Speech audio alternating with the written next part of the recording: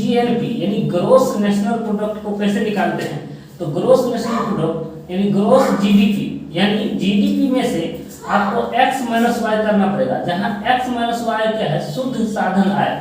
कहने का मतलब ये है, देखिए यह हमारा देश है, ठीक है, इसका कुछ ना कुछ क्या होता है, जीडीपी होता है। अब हमें क्या निकालना है, तो जीएनपी निकालना है। तो हमें जीएनपी निकालने के लिए क्या करना पड़ता है, यदि जीडीपी में से यानी जीडीपी में से जो हमारे व्यक्ति द्वारा विदेशों में कमाया गया आय है, यानी उसको हम इसमें जोड़ते हैं, यानी एक्स को जोड़ना पड़ेगा, और हमारे देश में रहकर जो विदेशी कंपनियां यहाँ पे कमाती है उसको घटाना पड़ता है, तो माइनस क्या करना पड़ता है, वाई। यानी कहने का मतलब यह है कि यहाँ पे कोई जो है विदेशी कंपनी होगी और यहाँ पे हमारा भारतीय कोई ना कोई बाहर में विदेश में कमाता होगा कुछ ना कुछ। तो यानी जीएनपी कैसे निकालते हैं, तो जो देश का कुल जीडीपी होता है उसमें बाहर में भारतीयों द्वारा कमाए गए आय को जोड़ते हैं, और भारत में रहकर विदेशियों द्वारा कमाए गए आय को क्या करते हैं, घटाते हैं। यही क्या होता है, हमारा जीडीपी जीएनपी होता है। तो आई होप आप ये चीज समझ रहे होंगे। अब हम आगे चलते हैं, देखिए आगे क्या कहता है, अगर जीएनपी अगर जीडीपी से बड़ा है, इसका मतलब भारत को क्या हो रहा है, हमारे देश को लाभ होगा। यानी जीएनपी अगर जीडीपी से बड़ा है तो हमें यानी भारत को क्या होगा, लाभ होगा।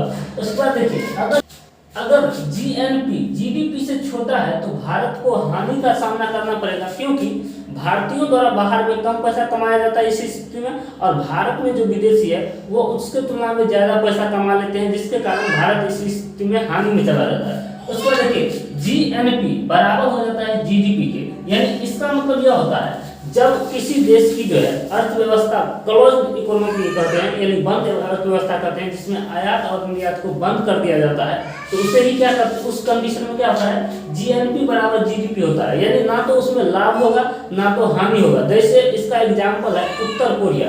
उत्तर कोरिया एक ऐसा देश है जो ना तो अपने देश के सामान को निर्यात करता है और ना ही आयात कर जाता है। उसके बाद देखिए एनएनपी क्या होता है, स्टार्ट होता है नेट नेशनल प्रोडक्ट होता है। क्या होता है, नेट नेशनल प्रोडक्ट यानी शुद्ध राष्ट्रीय उत्पाद। अब यह कैसे निकाला जाता है, तो देखिए नेट नेशनल प्रोडक्ट क्या होता है, जैसे हमने जो जीएनपी निकाला है ग्रोस नेशनल प्रोडक्ट में से हमारा कुछ मूल्य तो डेप्रिसिएशन यानी कुछ क्या होता है, ह्रास मूल्य हो जाता है। जैसे ह्रास मूल्य होता है, जैसे कोई क्षति होगी, टूट फूट होगी, तो उसको घटाना पड़ेगा ना। अब देखिए अब होता है एमपी कैसे निकाला जाता है, एमपी का अर्थ होता है मार्केट प्राइस। मार्केट प्राइस कैसे निकाला जाता है, तो देखिए फैक्टर कॉस्ट यानी फैक्टरी में जो लागत मूल्य होता है उसे ही फैक्टर कॉस्ट कहा जाता है, प्लस सरकार के द्वारा इस पर जो टैक्स लगाया जाता है वो इसमें जोड़ता जाता है, और माइनस सब्सिडी किया जाता है। सब्सिडी मतलब होता है छूट। जैसे अगर हम लोग गैस खरीदते हैं तो उसका कुछ ना कुछ फैक्टर कॉस्ट होगा, सरकार के द्वारा कुछ ना कुछ टैक्स भी लगाया होगा,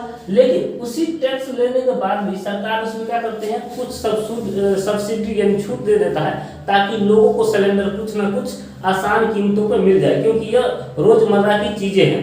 तो इस तरह से हमें क्या निकलता है मार्केट प्राइस, यानी मार्केट प्राइस जो हमें बन के दिखता है मार्केट में, यानी फैक्टर कॉस्ट यानी फैक्टरी का कॉस्ट, उसके बाद टैक्स सरकार के द्वारा लगाया जाता है, और मैंने सरकार के ही द्वारा जो टैक्स जो है छूट दिया जाता है उसको इसमें से घटाते हैं। अगर यह छूट नहीं देगा तो जो सिलेंडर अगर मान लो अभी मिल रहा है 900 या 1000 रुपया का, अगर छूट नहीं देगा तो 1500 2000 रुपये का मिलेगा, ठीक है।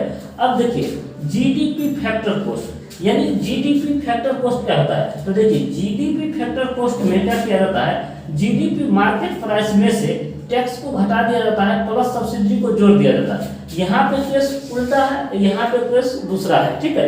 यानी जीडीपी फैक्टर कॉस्ट अगर हमें निकालना है तो जीडीपी मार्केट प्राइस, और इसी को देखिए टैक्स को अगर इस साइड ले जाएंगे तो माइनस हो जाएगा, और सब्सिडी प्लस में है इस साइड ले जाएंगे तो प्लस हो जाएगा। आई होप आपको अगर यह फॉर्मूला है तो यह खुद से आप बना सकते हैं। उसके बाद देखिए भारत का आधार वर्ष कौन सा है, तो भारत का आधार वर्ष जो है 2011-12 है। यानी कहने का मतलब यह है कि यही 2011-12 से जो है जीडीपी का जो है मूल्य निर्धारित किया जाता है कि उस वर्ष में कितना उत्पादन हुआ और अभी कितना उत्पादन हुआ है। अगर उस वर्ष में उत्पादन सेम था और अभी भी उत्पादन सेम है, लेकिन अगर मूल्य में वृद्धि हुआ है, इसका मतलब हमारे उत्पादन में वृद्धि नहीं हुआ, केवल हमारा जो है मूल्यों में वृद्धि हुआ है। तो यही से निकाला जाता है 2011-12 से। उसको देखिए नॉमिनल जीडीपी क्या होता है, देखिए नॉमिनल जीडीपी जो है चालू वित्त वर्ष के आधार पर निकाला जाता है। यानी अभी जो वर्तमान वित्त वर्ष में जो प्राइस है उसके आधार पर नॉमिनल जीडीपी निकाला जाता है, और रियल जीडीपी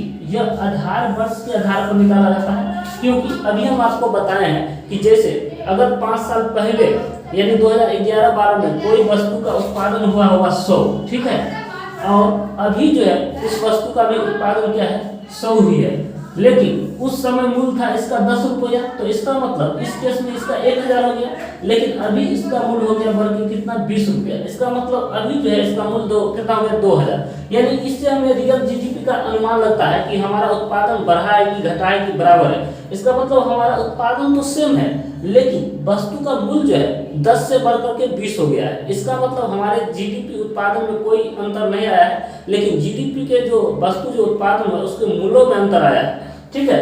अब लेकिन रियल जीडीपी आधार वर्ष के आधार पर निकाला जाता है, लेकिन नॉमिनल जीडीपी जो है चालू वर्ष के आधार पर निकाला जाता है, जो अभी कौन सा है। तो इससे बहुत आदमी को गलतफहमी भी हो जाती है कि मूल्य अगर ज्यादा हो गया तो हमारा जीडीपी क्या किया, विकास किया, लेकिन ऐसा कोई बात नहीं है, क्योंकि अंदरूनी बात है। अगर उत्पादन बढ़ेगा तभी हमारा जीडीपी बढ़ेगा।